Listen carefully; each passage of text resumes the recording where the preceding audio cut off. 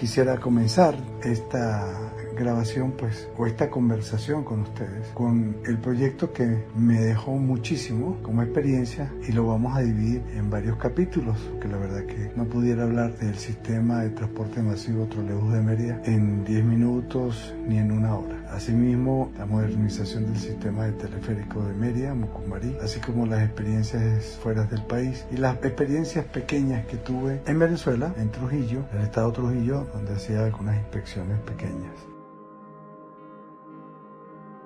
El sistema de transporte masivo Trolebús de Mérida comienza en el año 98 a hacerse sus primeros estudios, a hacer la revisión, y se comienza con la obra civil en el año 2000 en una ciudad satélite que se llama Ejido, a escasos 8 kilómetros de la ciudad, y allí comienza todo lo que es la construcción de los patios y talleres, del terminal del trolebús, el terminal de rutas cortas, el terminal de rutas largas, el edificio administrativo y el CCO, que es el Centro de Control de Operaciones del Sistema. En este sentido, todos los proyectos se estaban coordinando para comenzarlos, darle la aprobación ese mismo año. Sin embargo, el cambio de gobierno local, la gobernación, pues tuvo un retraso, y eso se comenzó a revisar todo el papeleo, la documentación y el proyecto. Sin embargo, se comienza a hacer 6 meses después, en el año 2000, finales de julio, se comienza a hacer la obra y se comienza por la vialidad, la reubicación de los servicios en esta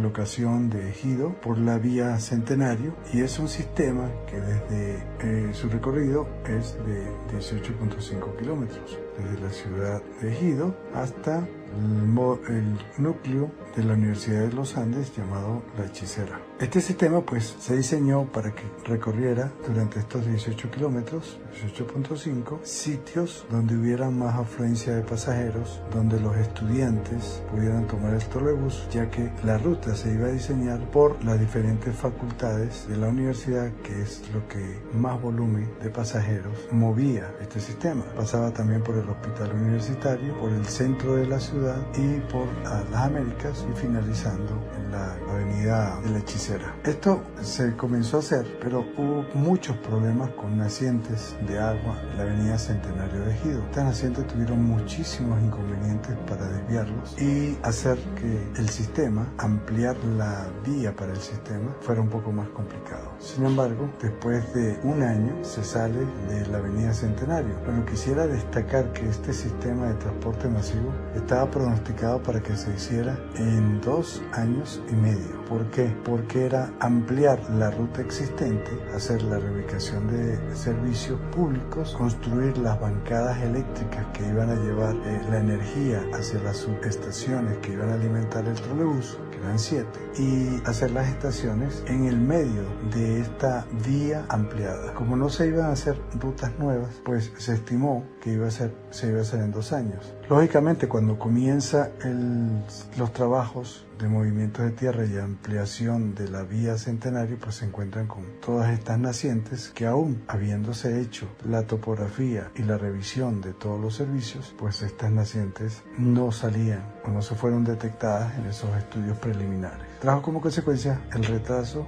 de la etapa inicial del trolebús, de la construcción. De ahí en adelante, o sea, no quisiera entrar en detalles, pero de ahí en adelante, cuando sale de la avenida Centenario y entra en la Monseñor Chacón, esa ampliación de la vía requirió de mucho movimiento de tierra, porque se encontró que eso era un depósito de basura. Era allí donde se vertía la basura de Mérida, y por lo tanto la de Ejido también, en décadas anteriores a los años 2000, inclusive a los años 90. Cuando se hace la remoción de la capa vegetal, lo que se encuentran son alrededor de 3 y 4 metros de basura, desechos orgánicos, inorgánicos, de todo tipo. Eso se tuvo que limpiar a fondo, esa avenida Monseñor Chacón hasta la entrada de Mérida, que se llama Zumba, son alrededor de 2 kilómetros, y era una franja aproximadamente de 8 metros, de 8 a 10 metros, que se tuvo que ampliar después a casi 25 metros por la cantidad de basura y para la estabilización del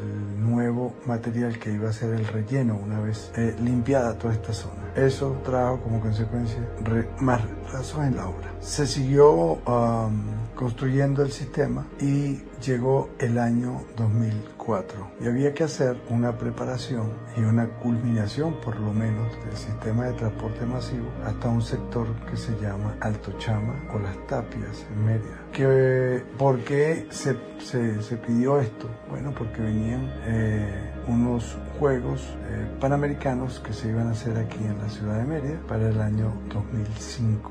Entonces teníamos que tener estas canchas listas, estas vialidad lista, unos puentes o viaductos que se tenían que hacer con tierra armada, unos pases de vía sobre el trolebús, y esto trajo como consecuencia que el sistema se retrasara en la ampliación de la avenida Andrés Bello desde Zumba hasta Alto Chama. Sin embargo, la construcción del estadio de Mérida, donde se iban a llevar estos juegos, y un complejo de gimnasios se tenía que hacer en una zona cercana al sistema, y lo que se quería era que el trolebús arrancara desde Patios y Talleres en el sector Pozo Hondo de Ejido y llegara por lo menos hasta Alto Chama para movilizar personas hacia los estadios adyacentes a la vía. Realmente no se pudo hacer toda esta labor porque los trolebuses todavía no estaban en funcionamiento y el protocolo para ponerlos a funcionar todavía no estaba listo. No había garantías para ponerlos a funcionar en el sentido de que una vez que los buses comenzaran a trabajar, pues se perdía la garantía del fabricante y no querían ponerlos a funcionar hasta que la ruta por lo menos no tuviera la mitad del recorrido. Sin embargo, se termina la ruta hasta Alto Chama con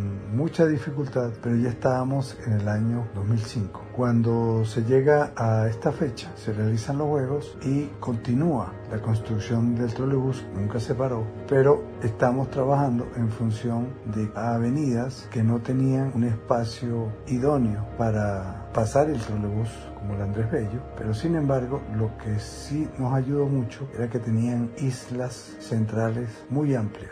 Tuvimos que afectar esas islas centrales para poder aprovechar el mayor espacio, para poder entrar con el sistema por el medio de la avenida. ¿Qué pasa con este sistema? Y quería aclarar algo. Este sistema, el sistema de trolebús de aquí de Mérida, y regularmente eso ocurre en casi todo este tipo de sistemas, se ubica en el centro de la vía. Se ubica en el centro de la vía y se colocan semáforos peatonales para salir de la estación y cruzar hacia ambos extremos. ¿Se puede hacer por los extremos? Sí se pueden hacer por los extremos, pero ¿cuál es el problema? Cuando tú haces trolebuses con las vías en los extremos, tienes que hacer doble estación, una subiendo y la otra bajando, una en un sentido y la otra en el sentido contrario. Mientras que si la haces en el centro, aparte de que tienes un solo controlador en la estación, tienes una sola estación y lo único que haces en ese caso es poner semáforos para salida y entrada, o mejor dicho, acceso y salida de las estaciones, que regularmente están en esquinas semaforizadas. Regularmente no la pones en un lugar donde no hay un semáforo cerca. Cada estación está a 500 metros una de la otra. Eso hace eficiente las paradas y la gente, la que queda en medio entre dos estaciones, lo máximo que va a recorrer son 250 metros hacia un lado o hacia otro. Por eso se colocaban cada 500 metros, para que la gente tampoco tuviera que caminar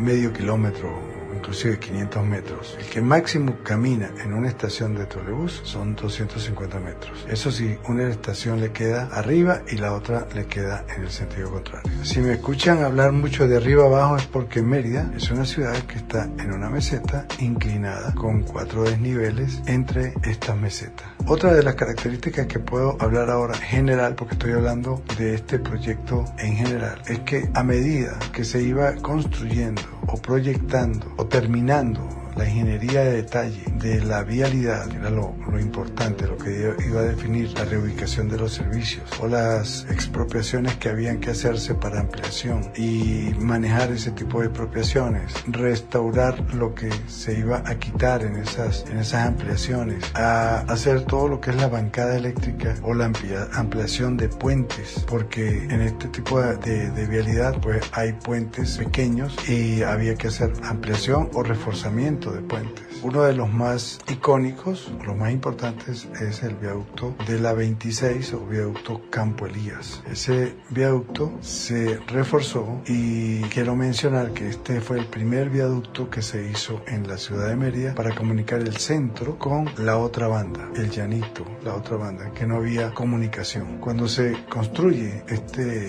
viaducto no estaban vigentes, por lo menos en Venezuela, las normas sismorresistentes y el viaducto no tuvo las características de sismorresistencia que se hacen en los cálculos y en la construcción de este tipo de viaductos. Entonces se tuvo que hacer un recálculo y se hicieron las mejoras para que el viaducto no tuviera problemas a la hora de un sismo, porque se amplió 2 metros por cada lado, más lo que se le anexó para como barandas de protección y techos. Entonces ese viaducto ahora es sismorresistente, o por lo menos cuenta con los cálculos de sismorresistencia y los aditamentos que se hicieron entre las vigas para que no se corrieran, porque era que estaban simplemente apoyados, pero no tenía ningún tipo de anclaje que hiciera que las vigas, en caso de un sismo, pues estuvieran ancladas. Estaban realmente simplemente apoyadas sobre los soportes de concreto del viaducto.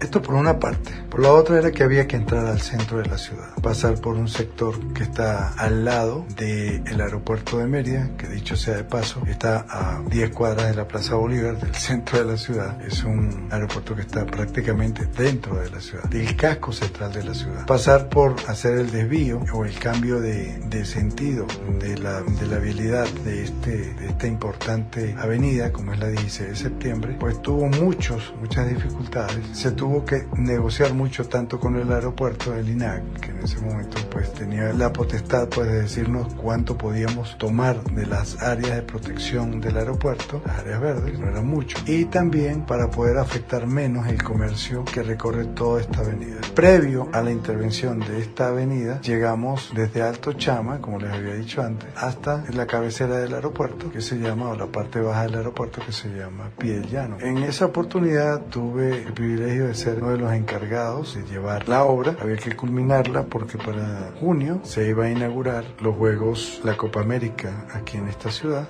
el año 2007, y eso tenía que estar culminado para poder dar un servicio de calidad a todas las personas que iban a ir a los estadios, tanto locales como foráneos. Era una Copa América donde iba a venir mucha gente, donde la asistencia iba a ser masiva y se iban a llevar a cabo alrededor de 4 o 5 juegos. Nosotros teníamos que garantizar que el sistema trolebús de Mérida les brindara la comodidad de poder llegar a los estadios sin problemas, para evitar que el público llevara sus vehículos, para evitar embotellamientos y de esa manera poder salir adelante con este proyecto, que de paso iba a mostrar la mitad del sistema culminado. Fue una labor titánica, fue una labor muy fuerte, porque con todos los problemas que ya les conté anteriormente en cuanto a expropiación y reubicación de servicios, pues en esta parte del Andrés Bello, desde Alto Chama hasta Pie del Llano, no fue diferente. Culminamos con éxito el día,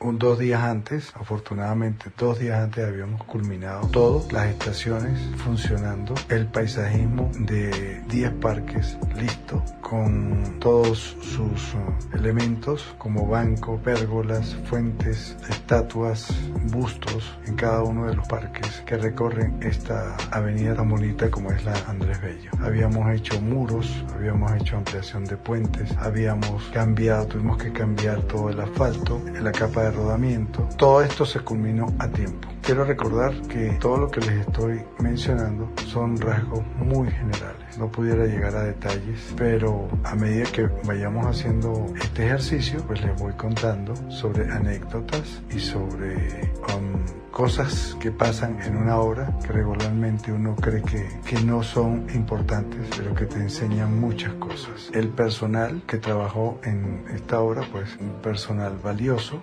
con mucha mística. Las compañías que conformaban el consorcio español que tuvo a cargo cargo este proyecto. La ejecución de este proyecto pues fue muy valiosa. La compañía con la que trabajé, tuve el gusto de trabajar en la compañía que tuvo a cargo de todo el diseño, se llama Grupo AM, y Grupo AM, que es de la ciudad de Caracas, se instaló prácticamente aquí en Mérida para ir revisando y desarrollando todo el proyecto, tanto eléctrico como de vialidad, reubicación de servicios, ampliación de puentes, paisajismos. Inclusive hizo la propuesta de todo lo que era el estudio de factibilidad, por lo tanto tenía mucho conocimiento de cómo se iba a tratar este proyecto, cómo se iba a desarrollar. Yo tuve el privilegio de trabajar con esta compañía también, haciendo equipo con ellos. En mi compañía, que se llama Arcamil, podemos desarrollar dos pasarelas, una llamada la pasarela de las cruces y la de pan de azúcar. Y colaboré también con el diseño de la pasarela de Pozo Hondo. Es una pasarela bastante interesante que, si la quieren